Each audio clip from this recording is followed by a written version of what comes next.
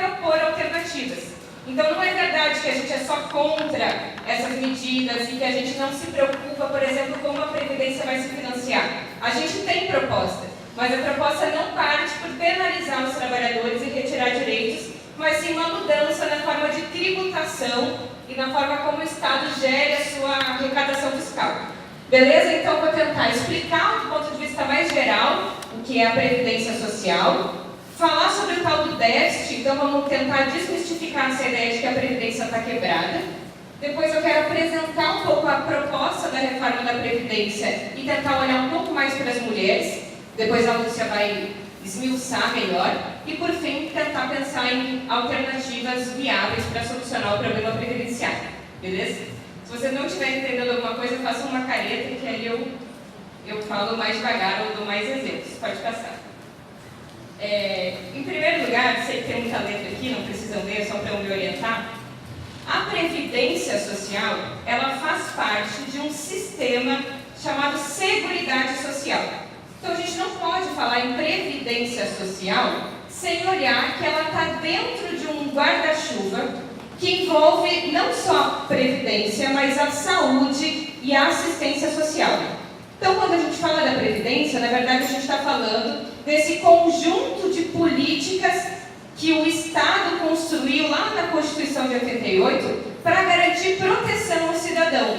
Qual é um pouco a função do Estado, né? Não é só gerir os recursos, mas é criar formas, né, através do Estado, de diminuir as desigualdades criadas no mercado.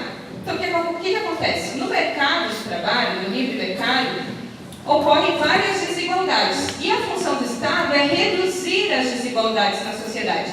Por isso, ele criou um sistema de seguridade social que entende que a Previdência é uma parte da seguridade social. Então, o Estado tem que cuidar dos cidadãos quando ele não tem mais capacidade laboral, mas ele também tem que cuidar do cidadão quando ele não tem capacidade laboral porque se acidentou, porque tem auxílio maternidade, porque ele não tem mais possibilidade de trabalhar, e também para a saúde do cidadão, porque trabalhar também depende de condições de saúde. Então, a Previdência Social, ela não é só uma política pública que nos dá um valor quando a gente não tem mais capacidade de trabalhar. Ela é a maior política pública do Brasil. Ela não é, nós estamos falando aqui de um serviço qualquer de previdência social. Nós estamos falando da maior política de distribuição de renda no Brasil.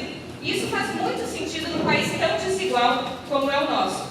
Então, mais do que, por exemplo, Bolsa Família e outras políticas sociais, a Previdência Social é o sistema que mais reduz desigualdades sociais.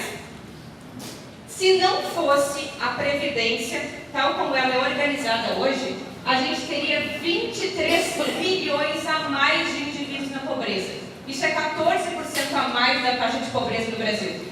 Então, a Previdência Social, ela ajuda a reduzir a pobreza extrema no Brasil. Ela tem uma função de reduzir desigualdades sociais.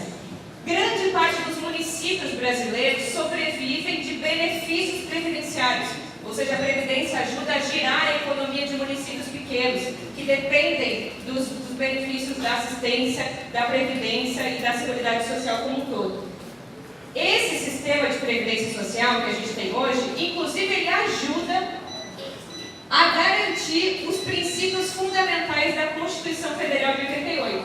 Por exemplo, no artigo 3º, que diz que uma das funções do Estado é erradicar a pobreza e a marginalização e reduzir desigualdades sociais. Isso não pode ser letra morta na Constituição. E para fazer valer a erradicação da pobreza e a redução das desigualdades, a Previdência atua como uma política muito importante. A PEC da Previdência, ela também afronta o princípio da dignidade humana, também presente na Constituição, ou seja, ela é inconstitucional do ponto de vista moral.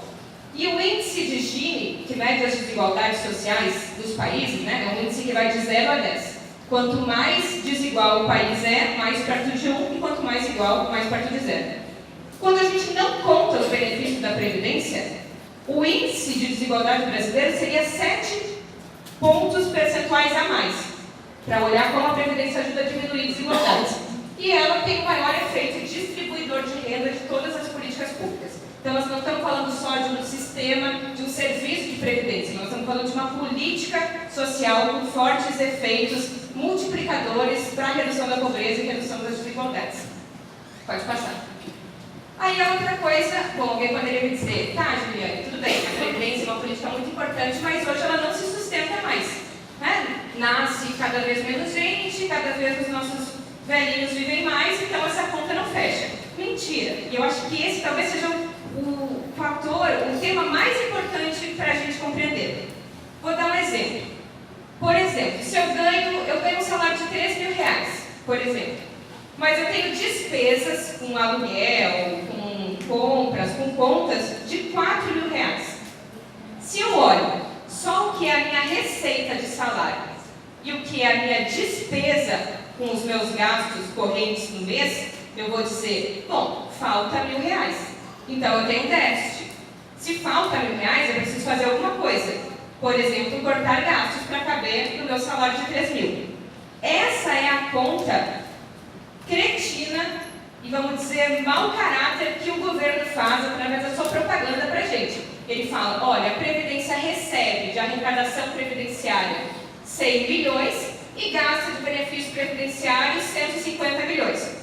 Só que ele não diz que tem uma parte dessa contribuição que ele não está contando. Então é como se eu dissesse para minha mãe, que está lá atrás, mãe, ganho um salário de 3 mil, mas gasto 4 mil, então está faltando R$1.000. Mas eu não conto para minha mãe que eu tenho auxílio moradia, que eu tenho vale alimentação, que eu tenho vale transporte, que eu tenho cesta básica.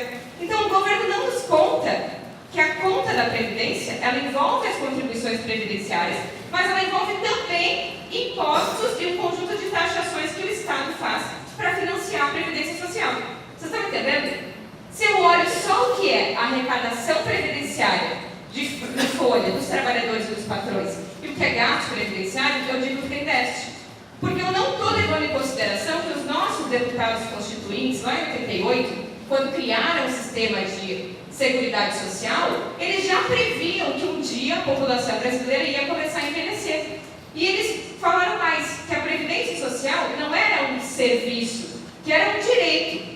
E para ser um direito, todo mundo tem que participar, inclusive o Estado. Então, como que se financia a Previdência Social? A Seguridade Social, coloquei aqui o artigo para vocês não acharem que eu estou tirando da minha cabeça. Será financiada por toda a sociedade, de forma direta e indireta, nos termos da lei, com recursos provenientes da União, do Estado, do Distrito Federal e dos municípios, as seguintes contribuições. Então, além da nossa contribuição em folha e do nosso patrão, também tem a parte que a gente dá para o financiamento da Seguridade Social através de impostos. Então, tem uma percentual sobre a receita e o faturamento do lucro das empresas. Então, tem COFINS, tem PIS/PASEP, tem contribuição social sobre lucro líquido, tem várias taxações sobre concursos de prognósticos, tem taxação sobre importação e exportação. E neste montante, a Previdência Social, na verdade, arrecada mais do que ela gasta. Pode passar, vou mostrar para vocês. Esse aqui é o quadro de 2015, que é o que eu tenho mais atualizado. Então, todas as receitas da contribuição previdenciária davam em torno de 300 bi. E as despesas, 400 bi. O que acontece com esses 100 bi faltante? Entra muito mais de COFINS, de contribuição social sobre lucro líquido, de PIS/PASEP, de outras taxações, do que sai em outros benefícios. No total, na Previdência Social em 2015, sobrou 11 bilhões, ao invés de faltar.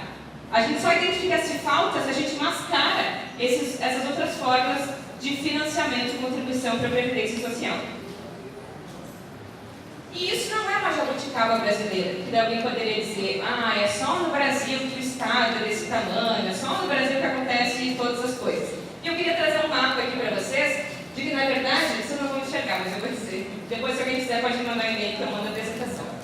Todos os países desenvolvidos do mundo, que de certa forma são espelhos de estado de bem-estar social, de redução das desigualdades sociais, adotam esse mesmo modelo. Então, na Dinamarca, por exemplo, 75% da fonte de financiamento da Previdência Social vem do Estado. Outros países, Irlanda, Suécia, Reino Unido, Itália, Finlândia, Portugal, Luxemburgo, Espanha, ou seja, esses países, na sua grande parte, a maior parte da contribuição da Previdência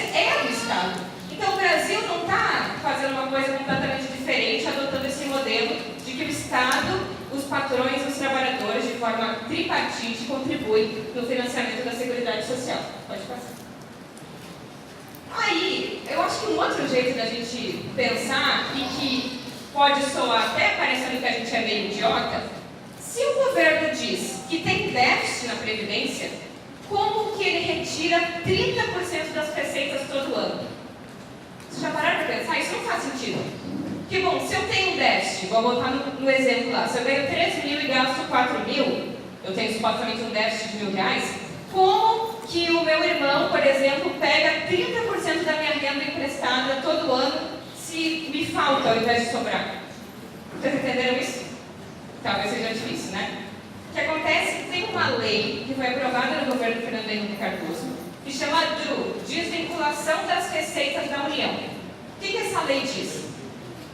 Que até 2015, até 20% de toda a arrecadação da Seguridade Social brasileira pode ser desvinculada. Ou seja, na Constituição de 88, a gente vinculou gastos para a saúde, para a educação, para a Seguridade Social como um todo.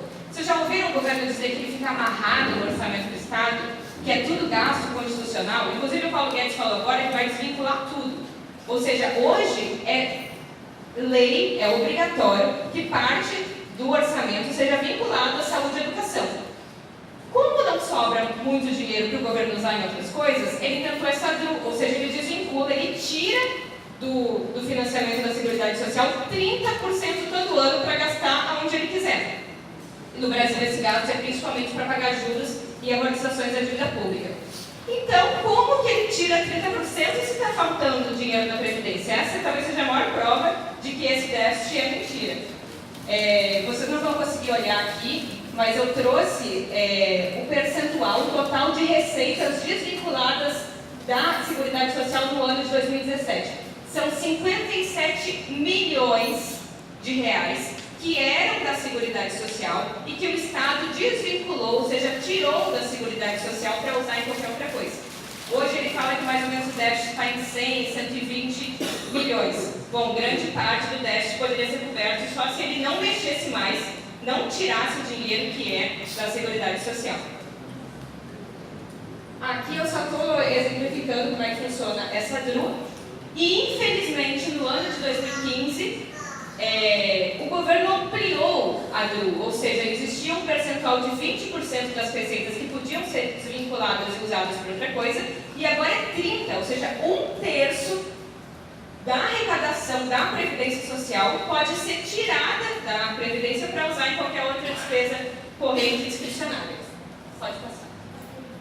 Aí eu queria trazer uns dados, porque eu acho que isso ajuda também a gente a olhar o peso da coisa, né? A ANFIP, que é a Associação Nacional dos Auditores Fiscais da Receita, estima que o desvio das receitas da Seguridade Social, através dessa emenda, passou 34 bilhões em 2005 para 63 bilhões em 2014.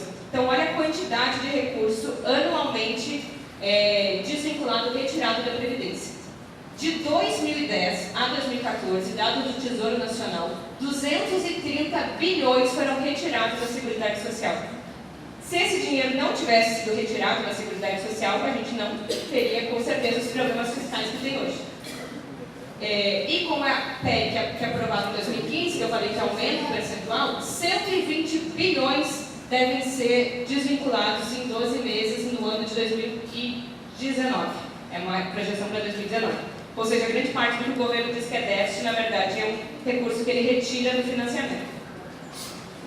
E aí também tem um outro debate, que é a coisa dos privilégios, né? Ah, tudo bem, Juliana, então não tem déficit na Previdência, até posso aceitar essa hipótese, mas existe um problema que é a Previdência cria muitos privilegiados, muitos encostados. Tem gente que, por exemplo, perde o dedo para ganhar o financiamento da Previdência, o seguro assistencial.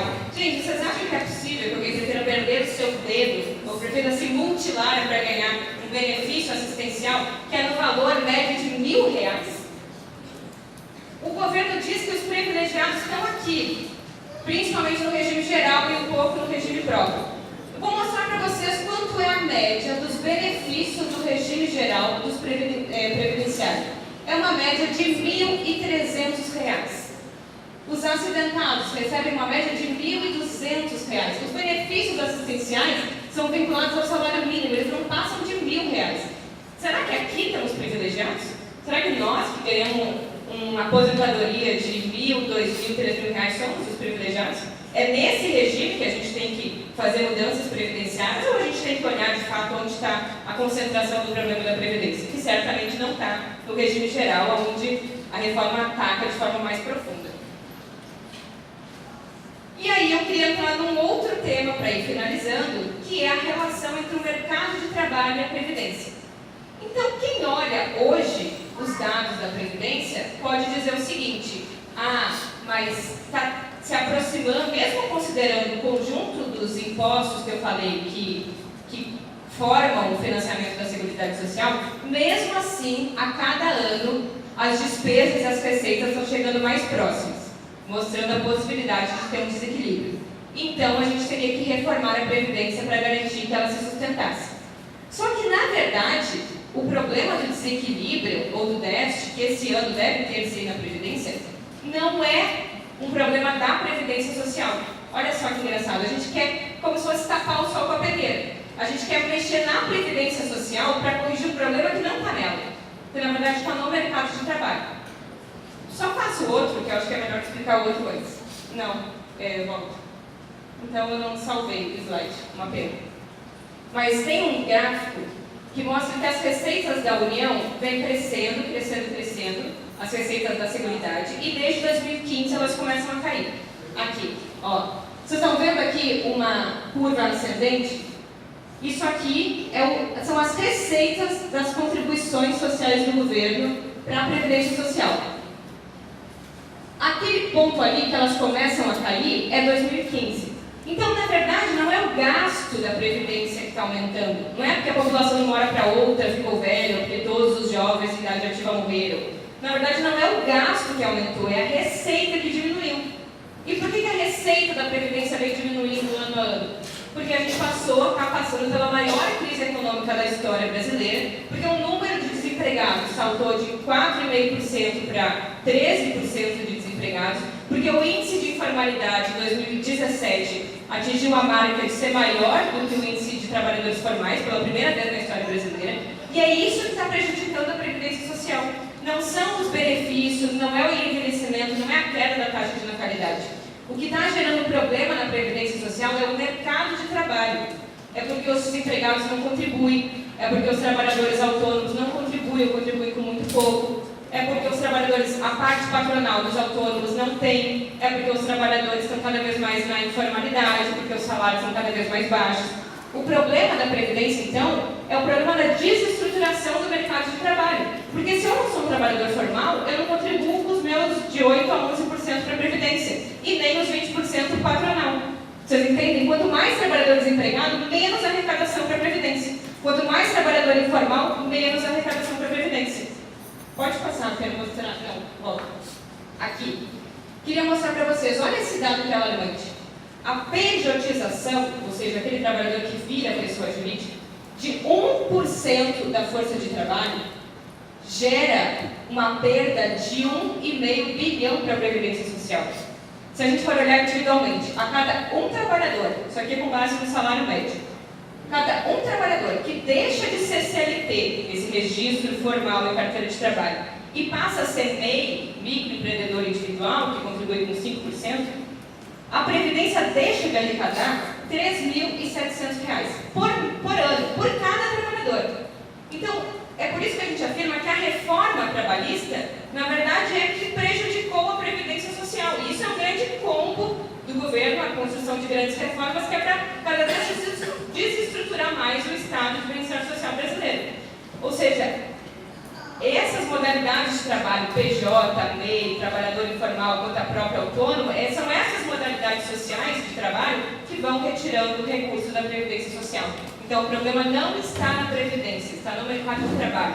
A gente tem que ter política para geração de emprego, para formalização dos trabalhadores, para valorização do salário mínimo. E, infelizmente, nenhuma dessas políticas estão sendo faladas, citadas pelo governo Bolsonaro e a sua equipe econômica. Pode passar para a gente encerrar? Bom, A reforma do governo ela tem duas premissas fundamentais. A primeira delas é o que a gente chama de reforma paramétrica, ou seja, uma reforma que ela muda a Previdência Social em termos conjunturais, em termos específicos. Ela não faz uma transformação estrutural da Previdência. Então, quais são os pontos que a gente diz que são da reforma paramétrica? O primeiro deles, idade, aproximar a idade mínima de aposentadorias entre homens e mulheres. Você sabe por que as mulheres se aposentam 5 anos antes que os homens? Ou nunca se perguntaram sobre isso? Balancei a cabeça. Sim ou não? Não, vários não. Bom, as mulheres se aposentam 5 anos a menos do que os homens porque as mulheres na sociedade brasileira efetivamente trabalham mais do que os homens. Acontece que grande parte do nosso trabalho não é computado para a Previdência Social e nem tem valor monetário. Por exemplo, as mulheres trabalham, isso é estatística do IBGE, em média 20 horas semanais nas suas casas, fazendo trabalho doméstico, cuidando de idosos, cuidando de crianças. Esse trabalho reprodutivo que as mulheres fazem não conta para a Previdência Social. Então, a diferença de 5 anos, na verdade, é uma diferença que busca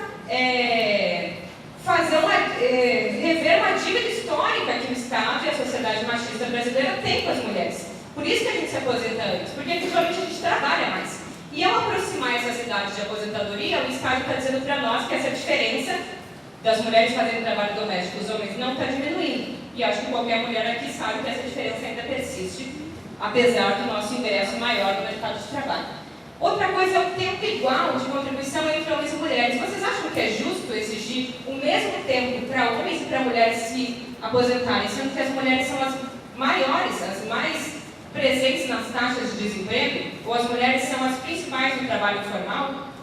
É justo que uma mulher que tenha que se ausentar do mercado de trabalho várias vezes para, por exemplo, maternidade, cuidar de idosos, cuidar de alguém que precisa de algum cuidado, já que o Estado não fornece saúde de forma suficiente, é justo exigir dessa mulher que tem que se ausentar do mercado de trabalho que ela tenha 40 anos contribuídos? Provavelmente isso é decretar que as mulheres não vão se aposentar. Hoje, na verdade, as mulheres no Brasil já não se aposentam por idade, já não se aposentam por tempo de contribuição, porque nem 15, 20 anos as mulheres conseguem acumular no trabalho formal. Imagina no mercado de trabalho tão desestruturado como está atualmente. Para as mulheres jovens aqui, ó, é um sonho praticamente realizado. E aí existe essa reforma que eu falei que é paramétrica e também tem a reforma estrutural. Estrutural o quê? É uma mudança estrutural completa. É esse modelo de previdência social pública como um direito social, com financiamento solidário, de repartição, ou seja, o trabalhador urbano financia o trabalhador rural, o trabalhador jovem financia o trabalhador idoso, que isso é um sistema solidário, faz sentido num país desigual como é o Brasil. Esse sistema vai acabar e vai ficar cada um por si no tal sistema de capitalização. O que é o sistema de capitalização? Em primeiro lugar, se a gente adotar esse sistema, como o Guilherme falou, a Previdência Social de cara já perde 75% do seu financiamento. Porque parte disso é Estado e patrão. E no sistema de capitalização, você se vira, o seu patrão não vai mais contribuir e nem o Estado vai mais contribuir. Então, a gente já perderia grande parte dos recursos. Em segundo lugar, tem um risco muito grande, porque a gente não sabe o que vai acontecer com esses bancos, esses fundos de pensão que administram a nossa aposentadoria da vida toda. Em terceiro lugar, essa é uma lógica que vai avançando no que a gente chama de financiarização da economia. Ou seja, cada vez tudo mais passa pelo sistema financeiro, passa pelos bancos, pelos juros abusivos dos bancos e menos pelo Estado. Em quarto lugar, o Estado nem vai poder usar essa poupança individual, porque daí a gente poderia dizer assim, mas aí a gente vai acumular uma poupança e o Estado vai poder usar para, por exemplo, fazer obras públicas, como foi a Transamazônica com o dinheiro do FGTS. Não, está lá explícito uma cláusula de que o Estado não pode usar esse dinheiro enquanto ele ficar guardado na capitalização. Quem que vai poder usar? O banco, emprestando dinheiro para nós mesmos que vamos pagar o triplo em juros. E por fim, esse sistema não garante que a gente tenha um salário mínimo quando a gente se aposentar. Ou seja, hoje é garantido que a gente tem um salário mínimo se a gente não conseguiu contribuir durante todos os anos ou com uma contribuição baixa. Aqui você vai ganhar o que efetivamente você conseguiu acumular durante a sua vida no seu fundo de pensão individual. Se isso for menos que o mínimo, dane-se. Só que o mínimo já é o mínimo, gente. Vocês imaginam alguém vivendo com menos do mínimo? As mulheres chilenas, como bem lembrado pelo Guilherme, recebem em média 40% do benefício quando elas se aposentam. Então elas têm um salário de R$1.000 e quando elas se aposentam elas vão receber 40% só dessa taxa de integralização. Isso é decretar a morte, ou seja, ninguém vai querer se aposentar nessa sociedade, que se aposentar significa cair na miséria. Pode passar, por fim, para não me alongar. Então, não tem um problema fiscal, então não tem motivo para ter reforma da Previdência, porque a gente não tem problema de déficit previdenciário. Em segundo lugar, o sistema de capitalização prejudica os trabalhadores e, mais uma vez, beneficia os bancos.